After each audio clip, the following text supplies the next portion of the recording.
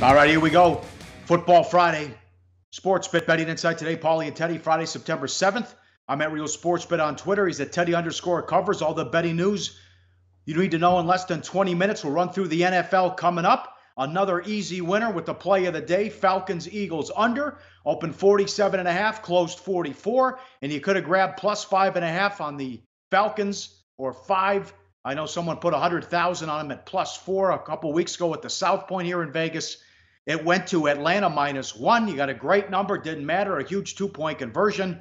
Somehow, Foles, who throws for 120 yards, the Eagles still win the game, as we talked about on the preview, Teddy. For whatever reason, that stadium is a house of horrors for Ryan, and certainly the horrendous play calling by Sark didn't help.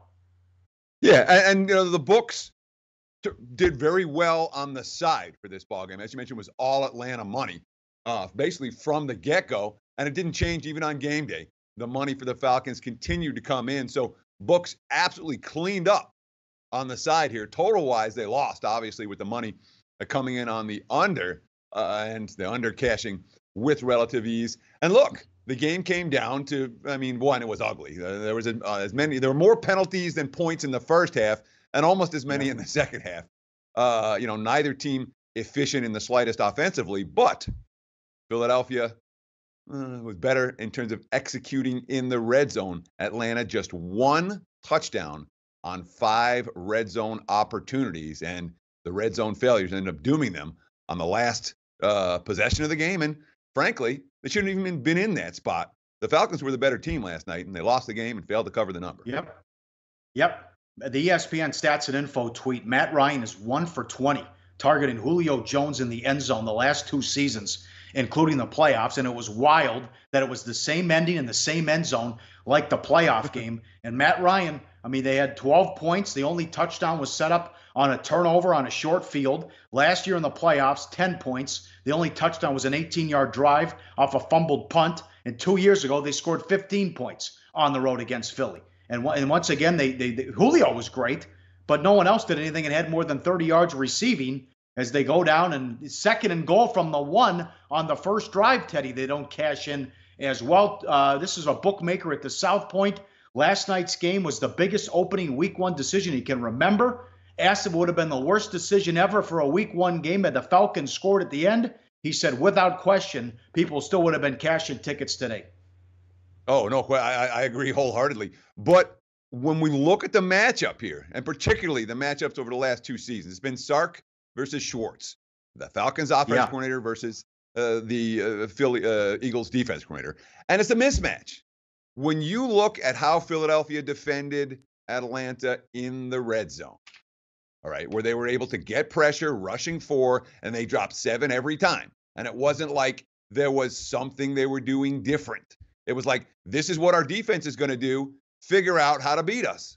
And Sark, didn't happen. I mean, the play calling, not creative. Let's put it down. Not that the Eagles' play calling was out of this world. You know, I mean, they ran the same trick play they used in the Super Bowl on their only early touchdown drive, which made a difference.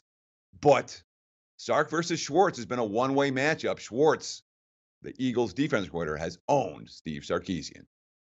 Yes, all right. Nothing but winners the last 2.5 weeks on the show. Yesterday we gave out Stanford USC under, and Teddy likes Michigan at home laying a big number against Western Michigan. We'll give out 2 NFL plays coming up. How about this now with the legalized sports betting, at least with Mississippi, West Virginia, Jersey, and Nevada, now players can accept comps at casinos up to $250. That's one thing that came out with this. What do you have on the Cowboys?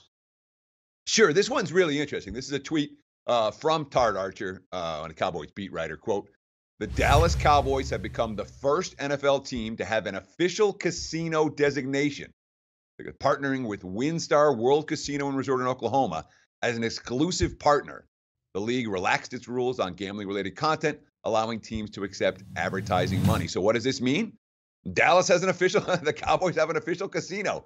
This is certainly a new source of revenue for NFL teams and something that we will see a lot more of, but we're seeing embracing on this. They're not dancing around the gambling issue anymore, Pauly.